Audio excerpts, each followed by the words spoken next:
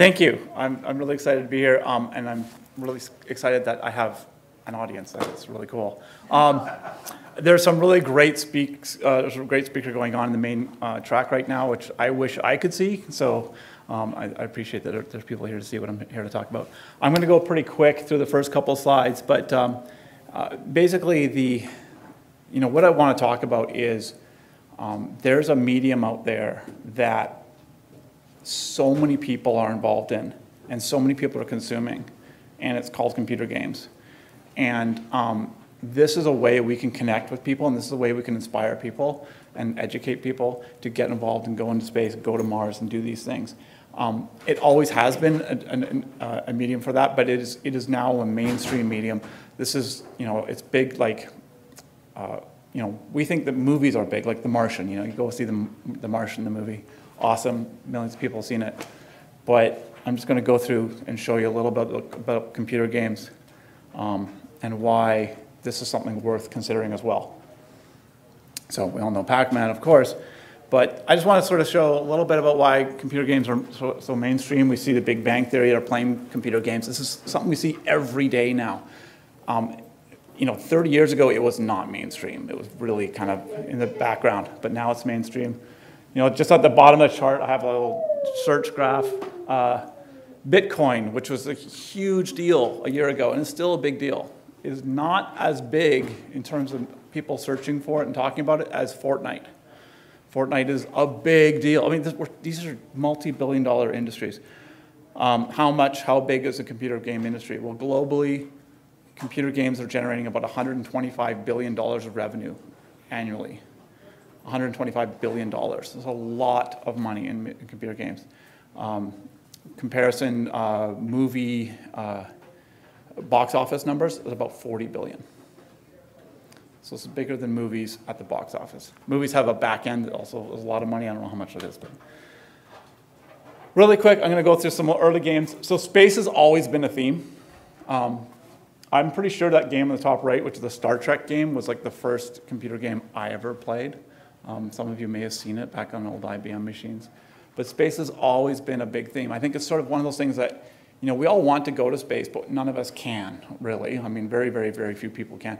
So how do you do that? Well, you create something that sort of emulates going, and that makes it much more exciting. Space invaders, asteroids, lunar lander. We landed on the moon, and then, what was more exciting than actually playing a game where you got to land on the moon? This has continued throughout the history of games. We've seen a lot of games that are around space. We've got a Star Wars-based game. The game in the top right is actually, that's the part of the game where you go to Mars. It doesn't look anything like Mars, but Mars has been a very subtle theme. You haven't seen a lot of games with Mars in it, but there's a lot of games with space as a theme. It inspires people. People are really interested in space. People want to go, and so that's why I think it's a big thing you see a lot in computer games. Planetary colonization is another thing that we haven't seen a lot of in games, but this is, when we're talking about going to Mars, that's what we're talking about. We're talking about colonizing another planet. That's a whole new thing that we've got to try to figure out.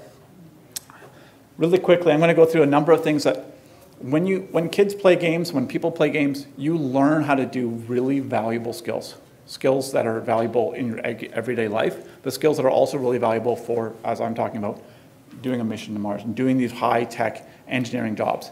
Reading maps. A lot of games have maps. Reading maps is actually not a skill, and you need to learn how to do it. It's very important. Resource management. Learning how to bring in your coal and output your steel. These kinds of, and making sure you have enough of that and maneuvering those things, moving those around, logistics. City building, city planning. So, SimCity is the classic example, but where you say, okay, well, I want to make sure I have enough, the fire department's close enough to the people and the industry is not too close to the people and not bombarding them with pollution. You have to consider all these things, and when we talk about putting things on Mars, you see pictures of cities, you have to have an understanding of city planning, and you can get some of that from playing these games. Politics, now this is an interesting one. So I think when most of us talk about going to Mars, we think about like 8 people, maybe like a small mission, or we colonize Mars, we might have 100 people. There might be a time when we have 1 million people on the planet, or even just 10,000, but there might be a time when we have 1 million people. Politics is going to become an issue. We're going to have money, we're going to have economies, we're going to have government. People are going to be elected. Are there going to be dictators? You know, how is it going to work, right? So politics is something we do need to consider, and there are some games that deal with politics. Puzzle solving is probably the biggest game thing that you think about, but puzzle solving applies to real world problems. You have a problem, how do I fix this thing? How do I stay persistent in the face of adversity? I don't know how to get through this puzzle. I don't know how to do this. But if you stay persistent, you figure it out, you try different things, that's also a skill. Learning how to solve puzzles is a skill. And finally, another really important thing that you see a lot in games now is multiplayer. Ultima Online is the top left there. Every single character you see on that screen is a person sitting at their computer somewhere playing this game. Okay? EVE Online, every single spaceship in that screenshot is a person at their computer playing this game. And these games are fascinating because we're now at a point with the internet where we're bringing people together in a way we've never done before. This is so amazing.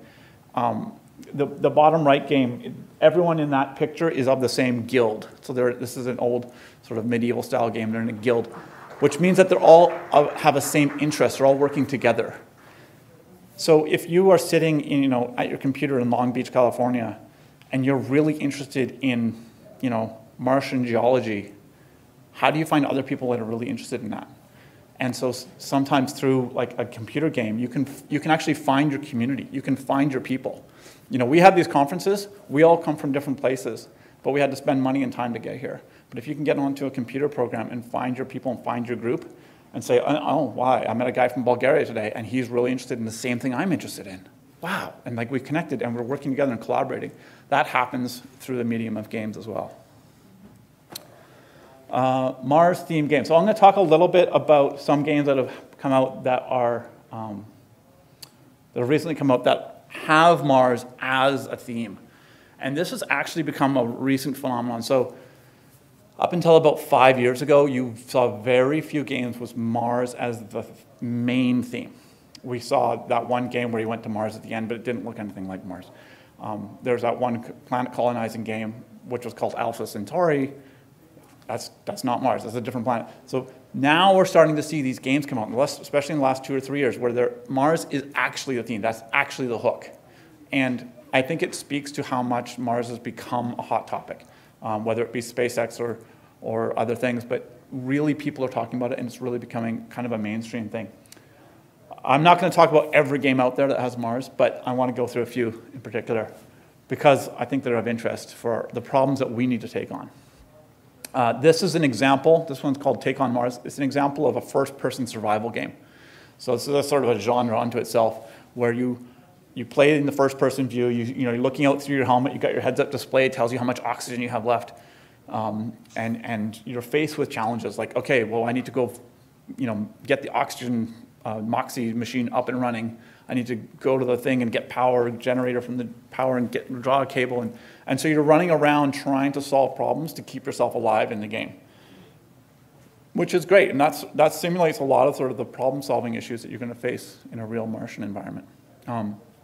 The picture on the top right is the door on the hab blew open and the guy's flying out into space. Things can go wrong, and you can simulate having things go wrong in a game environment without actually killing people, without actually spending the money, and yet you learn the lesson. In fact, you learn so much more through failure than you do through success. And that's one of the great things about these kinds of games, is that you can experience a lot of failures without having to actually have a real failure, without having to have real dead people on your hands. It's also, these kinds of games are immersive. I mean, the goal here is to make you feel like you're there, right? You use the virtual reality and all that. So it's interesting. This game's called Tharsis. It's based on a spaceship going to Mars, which is kind of interesting. It's not exactly being on Mars, but actually it does bring up some really good points that I think are interesting. The game is basically a crisis management game. You're on a spaceship, you have a crew of 6 people. There's an accident, something explodes, 2 of your crew members are killed, all of your food is lost. And now things start breaking around the ship.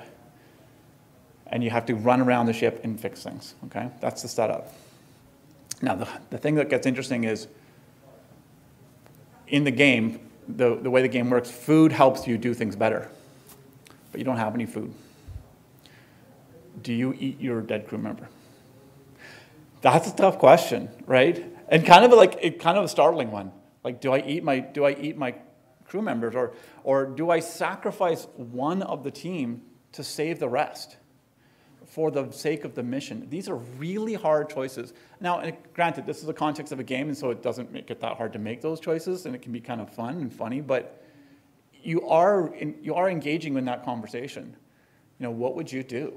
What would you do if you were on a mission to Mars, or you were on the surface of Mars and you've got 6 of you, and you're like, if you go and do this and get out to the generator and turn it on, we'll all be saved, but you'll be killed. What do you do? Is that something, would you volunteer for that? If you're the commander of the mission, would you send someone out to do that? Or would you all perish together? These are tough choices, but I think we need to engage these tough choices in an environment that is safe, that is, you know, non-consequential before we get there. And of course, you want to avoid these things, but this, you know, kinds of choices come up. And I thought that game was interesting. I've never seen that in a game before. Red Rover. So this is a game, I'm going to take a little bit of time at the end here and show you a little bit of this game. This is a game that's just made by one guy. It's not even really a game so much. But what is really cool, I think is really cool, is that this is not an artist's interpretation of Mars. This is high-rise data, satellite data, projected into a game environment. So that terrain you see there, as crazy as it is, now it might be a little bit exaggerated vertically, but it is essentially Martian terrain. These are the kind of things you see on Mars that are really there. And so in this thing, you can drive around and kind of experience it firsthand. And that's very valuable, and I think that that's something that you're going to see more of. It's a sort of like this realism-driven in games, which now you're getting to experience being on Mars with, again, not having to pay the cost of going there. So it's kind of fun. I'm just going to read a couple of comments here, but I don't know if you can see that. I'll read the last one because I think that this is really important. This is from the developer. I would love to get this into the hands of science teachers. Maybe this can inspire the next person to build a rocket to Mars, right? So even just a simple game like this, maybe some kid will play this and they'll get inspired, right? And that's what this is all about. And remember, these games have like reach of millions. I don't think I said it earlier. That report that had the $150 billion, they estimate that something like 2 billion people on the planet play games. Now, there's only 7 billion of us on here, so 2 billion is a pretty good number. So that's a huge now. Now, the biggest sector of that market now is mobile, which is new. 10 years ago, mobile was like 5% of the market. It's now 50% of the market and growing. So everyone has a smartphone pretty much. Almost everyone on the planet has a smartphone, right? Like some ridiculous number. I don't know what it is. And people are playing games, right? So if we can get games that are all about Mars, we will be inspiring kids to get into science and engineering. This is a tech demo that was done by some people I know called Project Eagle. It's beautiful. And the really cool thing about this one is that it was done in collaboration with some people at JPL. So this is they actually went to great lengths to make the sky color look right. The ground color looks right. Again, this is using real high-rise terrain data. This is from the Mars Curiosity site. This little plinth is where the Curiosity landed. Those hills in the background of that picture are where the Curiosity went. And if you're interested, I can show you this afterwards as well in sort of a demo format. And again, you know, there's a bunch of comments. This project was inspired by Chesley Bonestell. If you're not familiar, he's an artist that did a bunch of work in the 1950s and 40s. And this is one of his pieces at the bottom left, which is called Exploring Mars. It's part of a set of pieces. He was really interested in bringing science and art together. So his art wasn't just artistic, but it was actually scientifically valid. And that's what this is all about. And so a lot of the things that are in this this game are scientifically valid. They're real, like conceptually real. It's not just goofy sort of computer gaming stuff. And again, I think there's a kid out there who will be the first person on Mars. If they played Project Eagle and got inspired, that's amazing.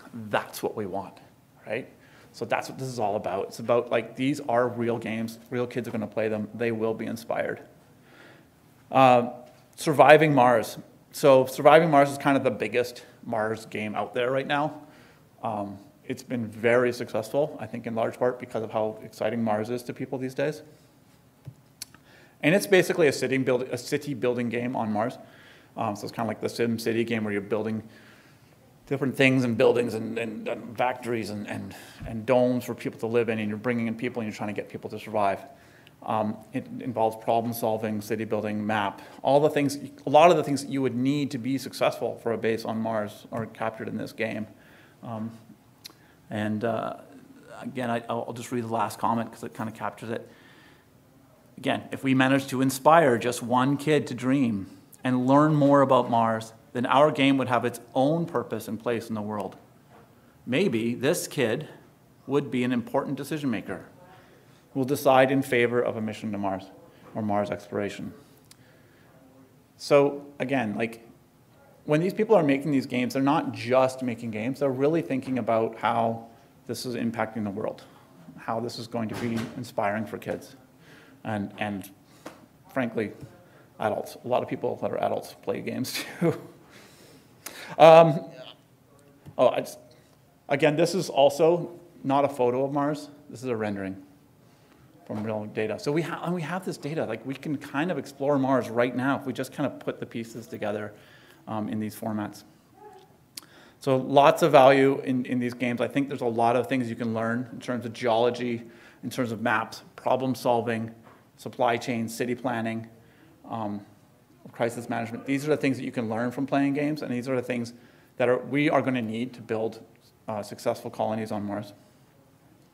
We can also get more involved. I think that games can get a little bit more technical. There's room for that in terms of chemical engineering, mechanical engineering. Here's our picture of Dr. Zubin with this Sabatier machine that he built. Like converting carbon dioxide into methane that we can use as a fuel. Like, these are valuable lessons that will take us through on Mars. I'll skip that for time. So yeah, so basically,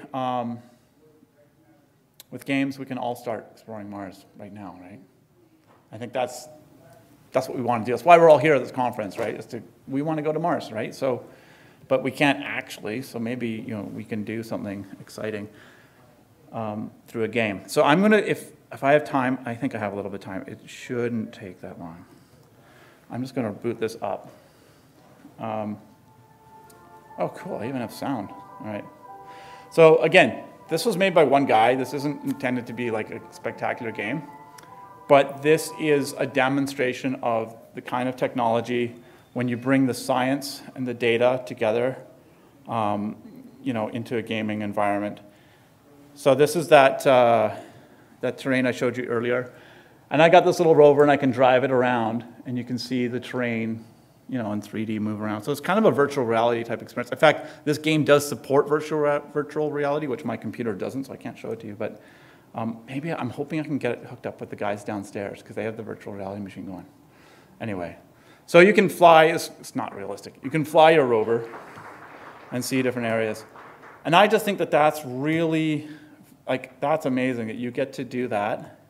And I'll just go to Victoria Crater. Since we all know Victoria Crater is where Opportunity went, and it went into the crater. And I always thought that it went to the bottom of the crater. It totally did not go to the bottom of the crater. So I don't know if you saw one of the maps in the earlier talks. So this is the entry point where the Opportunity rover drove down into the crater. And it drove down here. And I think it's cool. I can kind of simulate driving. This isn't the same rover, but I can simulate driving on Mars. This is about where the rover stopped. It went to about there. That's it. And then it left. And it's cool. I mean, we got some really great science, and it's exciting. I'm not, just dismissing that. We looked at these hills, and we got way high resolution pictures that this doesn't show.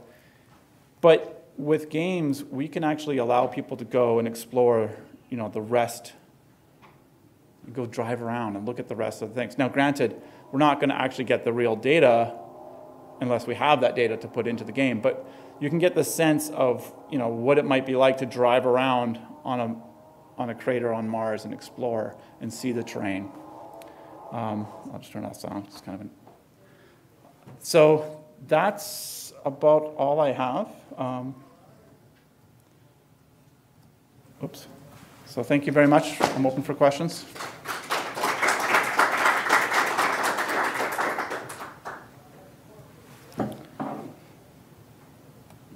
Any questions? Comments? Yes?